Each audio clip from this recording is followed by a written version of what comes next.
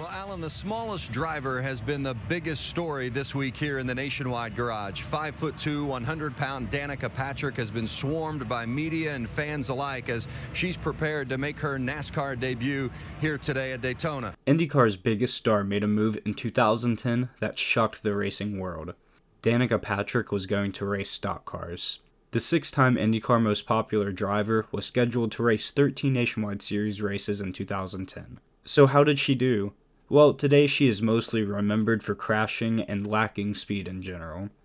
In this video, we're going to take a look through her NASCAR career and find out if she really was as bad as she's remembered. Just before the video starts, make sure you leave a like if you enjoy and subscribe so you don't miss an upload. Anyways, let's get into the video. 2010 was set to be a busy year for 28-year-old Danica Patrick. She was going to race the full IndyCar season while competing in the Nationwide Series whenever her schedule allowed. She also started the season opener in ARCA with this incredible save in her stock car debut. Nelson Piquet Jr. forces her down off the racetrack. Look at this ride through the grass she has. I'll tell you, this right here is car control. Now that's something that you got it or you don't. And that's impressive right there to get that car that far out of shape. Hang on to it, not hit the wall. Tony Jr. helped her a lot. She raced in the first 3 races of the Nationwide season before IndyCar season kicked off. She raced in 4 more races throughout the middle of the season, but after IndyCar's finale on October 2nd, Danica was free to race the final 6 races of the Nationwide season. Her performances were pretty rough, only finishing on the lead lap once all season, and recording 1 top 25 finish in her first 8 races, mostly due to crashes. She did improve over her last 5 races and recorded 4 finishes inside the top 22, and saved her best race for last, a 19th place finish on the lead lap in the season finale after starting 5th. On paper, her season wasn't impressive at all, but she had never ran a stock car before and the series was full of drivers who grew up oval racing. So in reality, I think she managed pretty well in the 2010 season. 2011 was much of the same for Danica, racing 12 races this year except for one small difference. She was much more competitive. After keeping it clean with 14th and 17th place finishes in the first 2 races, the 3rd race of the season showed Danica's potential. She came across the line in 4th place at Las Vegas. This certainly turned heads, and she backed it up with 2 more top 10s in back-to-back entries at Chicagoland and Daytona. 6 races, 1 top 5, and 3 top 10s looked amazing on paper compared to her first year. It looked like Danica was finally figuring out the cars, but she unfortunately didn't score another top 10 in her last 6 races of the year. But she managed to finish the year with a 17.4 average finish compared to a 28.0 the year before. She also completed almost 97% of the laps she competed in, which is very important to young drivers.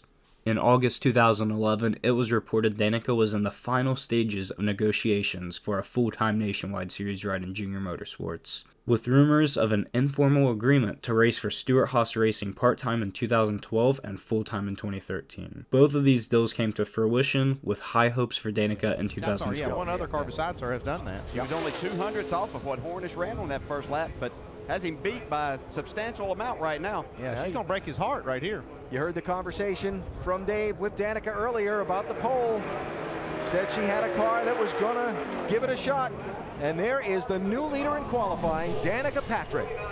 Danica's season started with a bang, sitting on the pole at Daytona, but unfortunately it was all downhill from there. She was involved in a crash on lap 50, taking her out of contention and ultimately finished 38th. She also raced in the Daytona 500, but wrecked in not only her dual race, but on the first lap of the Daytona 500. Matt Kenseth and Carl Edwards, 3 Fords. Oh, Harlan already. The wall. Slams to the outside. It's 5-time champion Joe. He collects Danica Patrick and the 34 of David Reagan. Danica was pretty consistent through the season doing 2 things: crashing, and when she wasn't crashing, she consistently ran just outside the top 10. She cleaned up her driving the last third of the season, finishing the last 11 races. She even finished in the top 10 2 of the last 4 races, but she only managed 4 top 10s all season. She finished the season nearly 400 points behind teammate Elliott Sadler, and had a worse average finish than Mike Bliss and Joe Nemechek, while she was in far better equipment. Her Cup performances were nothing of note, but she was racing for Tommy Baldwin Racing with an SHR alliance. We won't be too harsh on her considering she was just getting her feet wet in the Cup Series. However, how can we forget this iconic moment?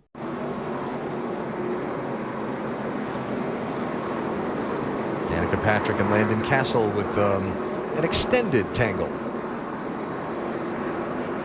Well, rule number one of stock car racing is learn how to wreck someone without wrecking yourself. Yeah. Once again, 2013 started with a bang as she sat on pole for the Daytona 500 after joining Stewart-Haas Racing, making her the first female to earn a pole in the NASCAR Cup Series. She also managed to lead 5 laps and finish 8th, so it appeared Danica had arrived. Danica would not score another top 10 all season and finished with a miserable 26.1 average finish and finished 27th in points. She finished behind David Gilliland and Casey Mears in points, not to mention every other midfield driver. Stewart-Haas wasn't the powerhouse it is now, but both Tony Stewart and Ryan Newman won a race. 2014 would be a minor step forward as she started looking somewhat competitive at intermediate tracks, scoring top 10s at Atlanta and Kansas. She also scored a top 10 at Daytona in the summer. Although she was involved in several incidents, she kept it relatively clean, only wrecking out twice all season. She had a slightly better average finish, but still finished 28th in the standings. This was pretty bad considering her teammate Kevin Harvick won the championship.